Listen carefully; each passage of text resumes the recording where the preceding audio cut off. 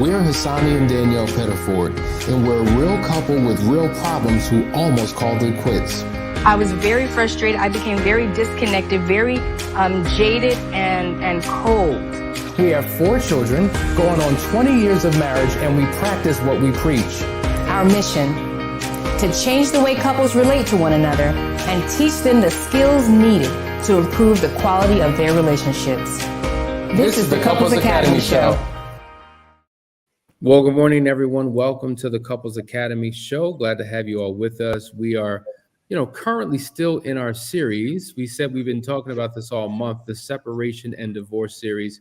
And it's good to have Jewel and Lakeisha and Roland joining in the conversation today so that we can all weigh in and give our perspectives on the matter. Listen, before we get started, though, we've been talking about the Last Chance Weekend. And on last weekend, it was the last one of the year. And what a special one it was. Just some amazing couples who experienced some transformation. I want to share a testimonial from one of the couples who were there. And I've known them for quite some time. They've gone through a journey. They've come back to get a whole lot more. And I think that there was a breakthrough that they experienced. And I'm excited about their future because they're joining the Moving Forward program and FOUNDRY and UNEARTHED. And they just want all that this process has to offer them. So let's take a look at what they had to say. Man, let me tell you something. There's really no words I can have. I know from coming to the Second Chance Weekend, it's been phenomenal. Every man, every woman, I don't care what you think about your marriage. This place right here, Hassani, Danielle, and the whole team are incredible. I'm a different man. I am a totally different man. My wife now to me is everything. And not only that, but I've learned more about myself. You gotta come. Kim Jacob from Apple Valley, California. Amazing. You got to get here. This weekend has been life-changing. It's something that we will never forget, and it's definitely a blessing. If you can get here any way possible. Get here.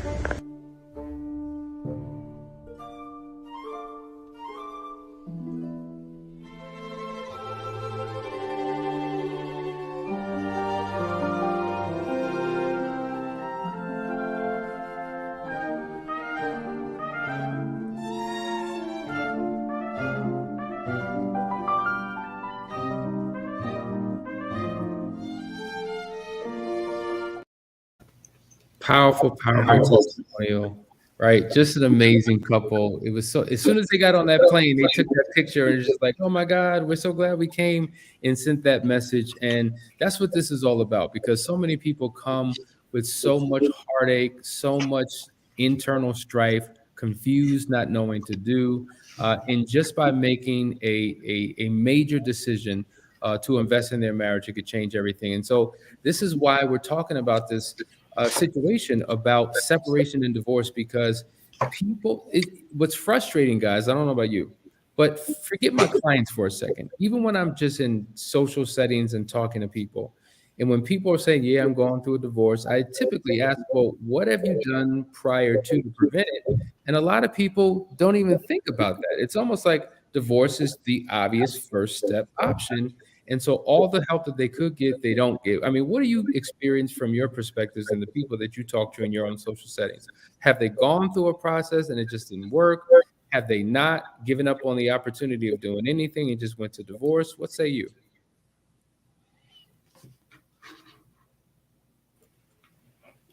Was that directed to a specific person? Ask a specific, jump in. What are your thoughts? I mean, you all have lives, you all have relationships and social settings. I captain. So yes, it has been an experience where people have literally just jumped to divorce because they've come from a culture of divorce. If they have, that's what they've seen throughout their lifetime, where the people in their family, that's what they do. That's how they handle situations. They don't tough it out. They don't try to work through their issues. Then that's automatically a go-to. I mean, I know for a fact there are couples who enter into marriage saying, if this doesn't work, we will get divorced. If I'm not happy, I'm going to get a divorce.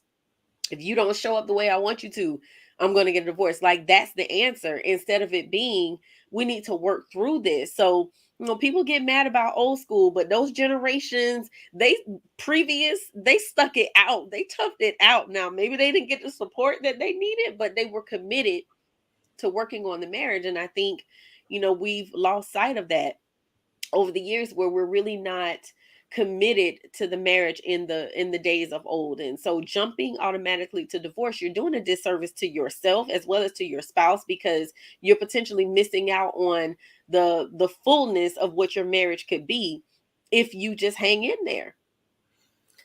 And the crazy thing, unfortunately, society has this vanity fair that's going on. So many people just think that they can swap out husbands and wives like we do our clothes. And so we'll run to divorce as the thing. Well, I'm gonna just get another one. Well, I'll just get another one. And so oftentimes we keep getting another one, but we never fix ourselves. So we do this divorce thing, and 1 year we have one, and it's like a lease. We swap out our car for a new one, and then we get another spouse. And then the crazy thing is there's no development within yourself. There's no chance for development within the marriages that we have. And so the go-to thing is, I'll just get another one. I'll get a divorce. I'll go another route.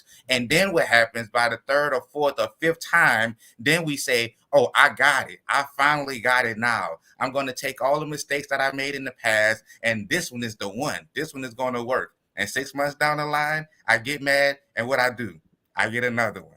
So society has definitely changed, to Lakeisha's point, that it's not the same. We don't want to do the work. We don't want to stick it out. We want to just keep going around and around, playing these games and trying to, live the status quo of what society say it should look like. And if we spend as much time working on our marriages as we do trying to figure out why they're not working, we wouldn't have so many divorces. It's just like divorce has become the go-to when things don't work, opposed to what can we do to keep this flowing? What can we do to keep this marriage strong? Opposed to, okay, this is not working. What are we going to do about this divorce? Wrong mindset. Well, let me also say, let's just keep it real. Okay, let's just have a moment. Let's just have a truth moment. There are how many women to one man? Like, that number keeps increasing, right? So the reality is this: for men, it's like, okay, well, this wife won't do this wife won't do that. I can swap her out for another one, because guess what? There's 25 other women out there who's willing to commit and do and give whatever it is that I'm saying that I want and that I need. And so there's what's the incentive, right? What's the motivation to keep working with this one when I got 25 other ones out here who are willing, at least say they're willing to show up and do what it is that you're saying that you want? So what's the motivation when you have all of this that you can choose from out there? I think for some people, the motivation needs to be, that they made a covenant with God, with this one person, period. And you need to honor that. Yeah. Sickness and health, good or bad. Well, and sometimes God is not bigger than their fleshly desires. I agree. And that's part of the problem anyway, right? Yeah. I agree. And so to that point, like with the covenant made with God, I think we get that conceptually, but most in a practical sense don't bring God into their marriage. And so because they don't bring God into their marriage, it's just like, it's not God's way, it's my way. It's my way versus your way. And to her point, Lakeisha's point about the fleshly desires can show up in a multitude of ways. Like, okay, I have a fleshly desire to pursue something else, or in my flesh, I just don't feel like dealing with you and your attitude and your this and your that. And now I'm caught up in my emotions, and I'm caught up in a way of thinking that's not conducive for any type of reconciliation process. And so I'm just ready to tap out because my flesh doesn't want to deal with this anymore. And so here's the deal. People oftentimes experience this level of crisis, and when they think about the possibility of going to counseling, they don't want to do it for a multitude of reasons. But one of those reasons is, well, I'm not trying to waste my money, spend my money. It costs too much in essence. And that's tying into our conversation today. How much does a divorce cost? Many people may be turned off by the cost of marriage counseling because what if it doesn't work? Well, it's not going to work. The only thing that's going to work is you. And when you work it, it will work. But fine. You don't like the cost of divorce. Well, the cost of counseling. But let's talk about the alternative. Let's talk about the cost of a divorce, right? So I put some national statistics because depending upon the state that you live in is going to look a little different. Prior to the show, Jewel was talking about the cost in Pennsylvania. Lakeisha was talking about the cost in Florida. And of course, there's a different cost in Georgia, and those costs are based upon laws, right? How they define divorce in those particular states. But when you look at the national average of divorce, these are the things that we came up with, and it's really eye-opening. So number one, the median, not the average, the median cost of divorce, excuse me for that typo, is about $7,000. The median cost of divorce, $7,000. The average cost of mediation. Well, what is mediation? So a divorce is when you typically have two attorneys involved. A mediation doesn't necessarily require attorney. It could require a mediator, somebody who is a professional at helping couples cope and navigate through, a divorce and settling things. That alone can be $5,000 to $15,000. Okay. The average cost of a divorce. So I hope this is clear. The median cost, while it's $7,000 for a divorce, the average cost for a divorce is $15,000 to $20,000. So you can see those numbers are increasing. Now, if it is a collaborative divorce, meaning they have gotten along, they're working through things, both attorneys are there, everything's going pretty simple, it can be $15,000 to $50,000. But if it is a contested divorce, because you have a disagreement, it can be upwards of $100,000. And so when you consider those prices and compare it to what it will cost to get some good counseling or coaching, it pales by comparison. What are your thoughts of these numbers? They're just insane. I agree.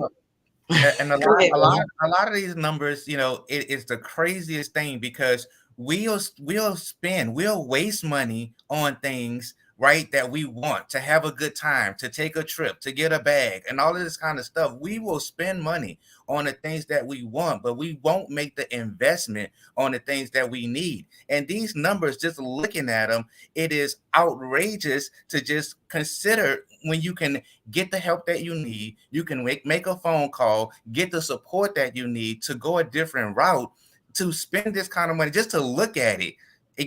My eyes are going crazy because looking at those numbers, when you consider the fact that now you're having to take your salary, a portion of your salary, that the hard-earned money that you work for to do this, it just makes absolutely no sense. There is a better way, and that better way is reaching out, getting the help that you need, and saving a whole lot of money and your marriage. What's deep about what you said, Roland?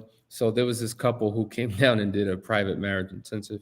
And prior to making the decision, because the wife wanted to do it, the husband didn't want to do it, he was just like, well, can we just go on a vacation and connect? They were planning to go to the Bahamas and spend thousands of dollars enjoying the weekend just to come back in the midst of their hell that they left for a weekend getaway. Another guy who joined, I think, a last chance weekend. I remember him saying, you know what, I'm so glad I did this because prior to this, I was just going to buy her a Louis bag because I thought that would help turn things around. So you will spend thousands of dollars on a bag, a piece of fashion, than investing in your marriage. And these are the decisions, unfortunately, people are making, and they don't see the value in getting the help they need. What were you going to say, Jewel? Honestly, I was just listening because instead of me saying, okay, something in reference to, clients or sessions or whatever, I'm going to use myself because that was my mindset is, Okay, we're spending X amount of dollars. But when I had to think about the 2 years that we struggled trying to fix things ourselves and it not working, to the point where I'm already packed up and ready to go, ready to move. But that the best decision we made was to invest in our marriage. We have spent thousands of dollars on cruise ships, going to islands, birthday traveling and gifts and things like that. And we're just as miserable as possible. It was good at that moment. We were still feeling some kind of way, but yet we're sailing off somewhere. And in the back of our minds, I'm not liking you. You're not liking me. That was just a waste of our money. So taking that money and sacrificing, investing in our marriage, first of all we did was restore what God had already put together. So that money that we invested, because we did what we were required to do, we didn't lose out. God made sure our home was sustained. Bills were still being paid. So the things that we thought we were going to lose out for making that investment, we didn't. I think it's powerful. Cali Power Couple says, it's strange that folks can communicate with the courts, lawyers, etc., but will not communicate with the person that they are tied to.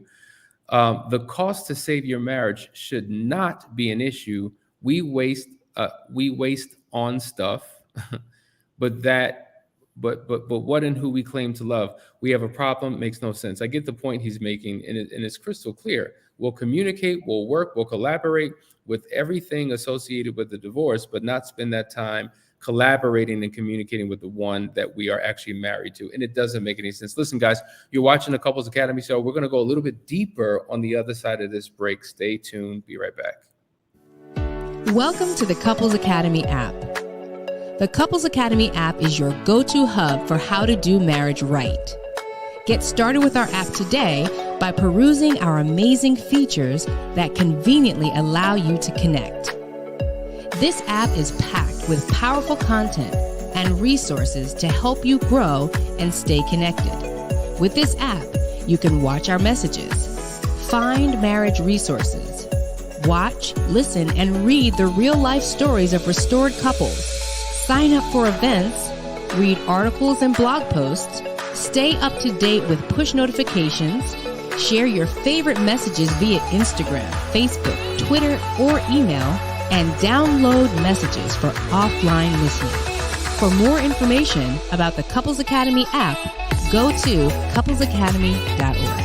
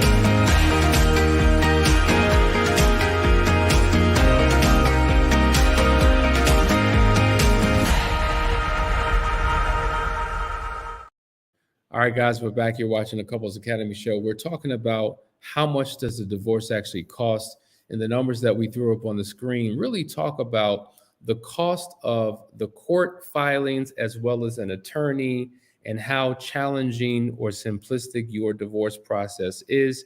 But that's just taking one thing into account.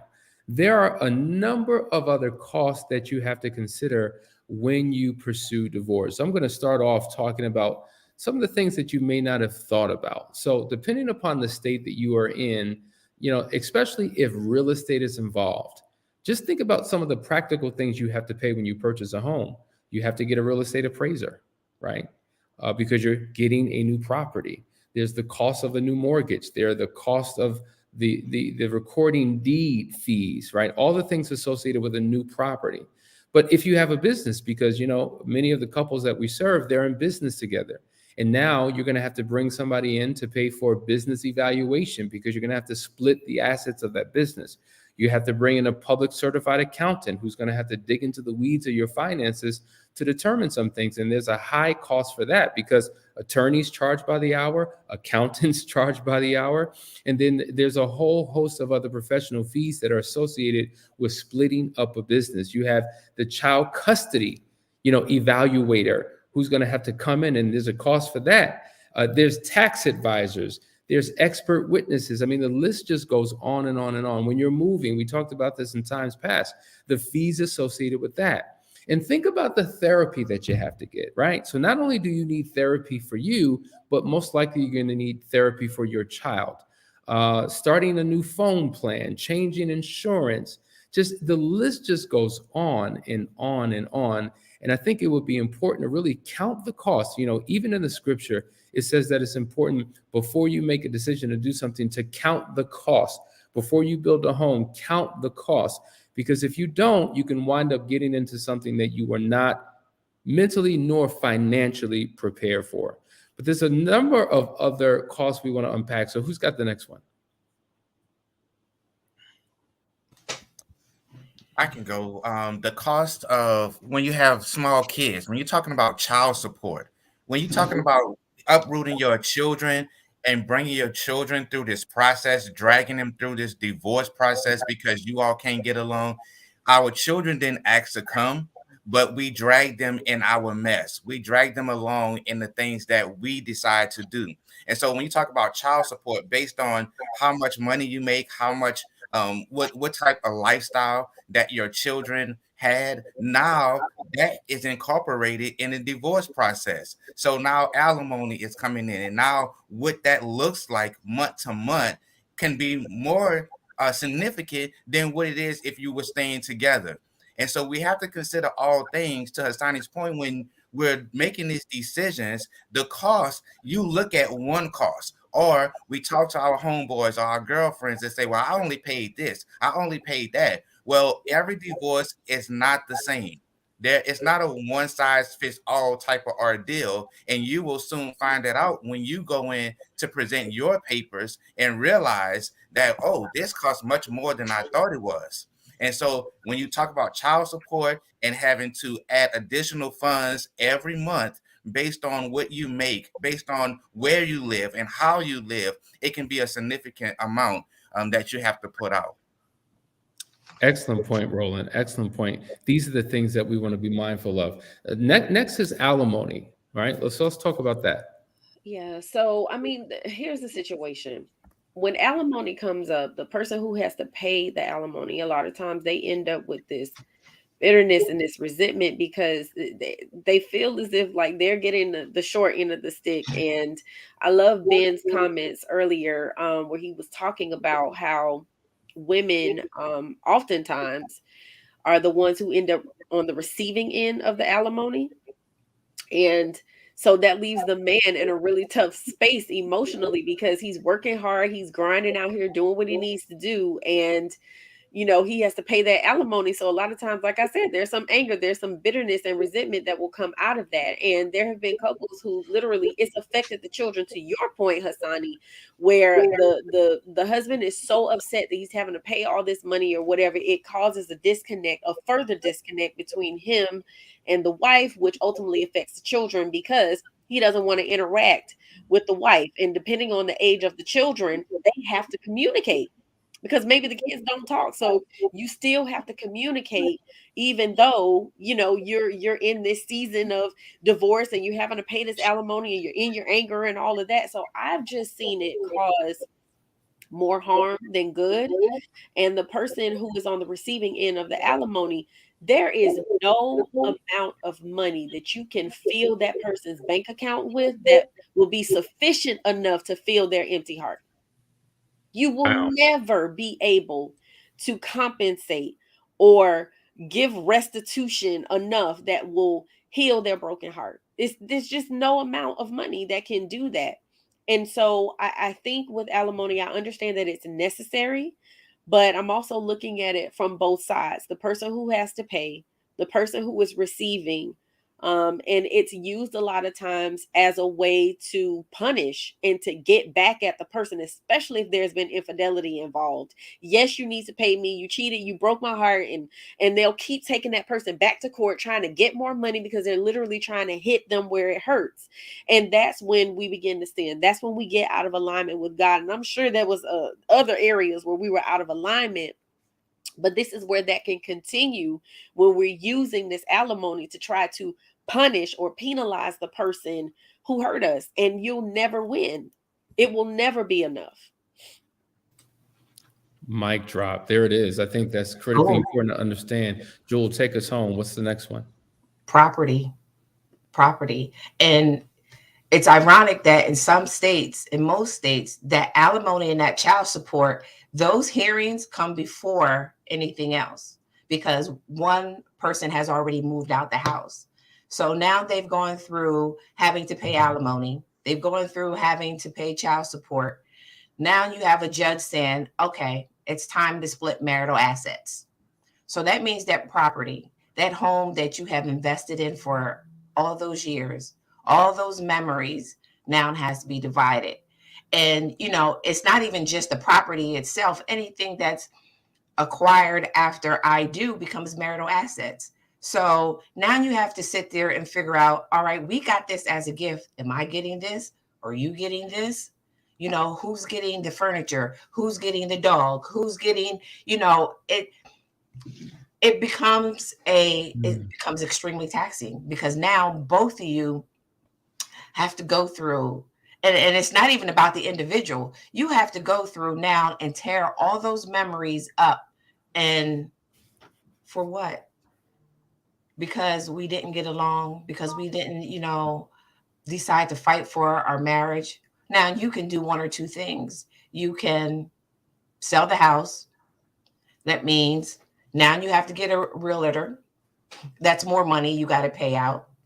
Depending on how long the house is on the market, you know what I'm saying? You may have to drive the cost. The house is going to have to sell enough to pay the mortgage off, to pay any work that had to be done to get it ready to be sold. And then you have to split the difference. So, you know, all of those all up in one. And now you both have to start life all over again. Or you can just say, which is very rare that one person will say, I'm just going to sign my rights away. I'm just going to allow you to have everything and allow you to have the house. Because 9 times out of 10, even if they don't want the house, they don't want you to have the house. I'm seeing that with a couple right now, Jewel. That's what you're saying is so spot on. And when we're making decisions based upon our emotions and how we feel, it all becomes a blur, and then we're hit with the hard reality of the bill that is associated with such a poor decision when other things could have been done. Veronica, I want to go to her comment. She said early in the show that, good morning, divorce is the worst, especially for the children. I'm going through it, and so I've paid $25,000 in lawyer fees. And then towards the bottom, she goes on to say, yes, I'm in that situation for the evaluation of the business. The cost was $40,000. And so these are real numbers, folks. We're not making this up. Like what we're sharing with you, which are national statistics, there are people who are watching right now who are going through this financial crisis because of a decision to divorce. And so as we end this show, we want to encourage you that, listen, you don't have to go down this pathway. There's another pathway that you can go down. All you need to do is reach out to us at couplesacademy.org. Lakeisha. Yeah, I just, you know, everybody's heard this quote, right? This cliche, time is money, right? Everybody's heard that, right? So let's say this. Is it fair to say that the more time you spend, the more money you make? Is it fair to say that the more time you waste, the more money you waste? And so I said, let's shift that a little bit and twist it and say time is like money. You can either spend it, you can waste it, or you can invest it. What are you investing your time and money in? it should be 100% in your relationship. And that is the reason why we are here, because we want to make sure that you're making a wise investment and you're getting a return on that investment. Real quick, Hassani, how many of our clients have been through a divorce, paid this money, and got remarried? Came to the last chance weekend and started all over again, opposed to coming to the last chance weekend and not getting that divorce. What a way to end the show. Sela on that last point. Listen, guys, we appreciate you for joining in today. We're going to continue this conversation on Monday, because tomorrow is Ask the Experts. We're going to be talking about the additional costs of divorce, the emotional and the relational course. So listen, stay tuned. We'll see you in the morning. Have a great day.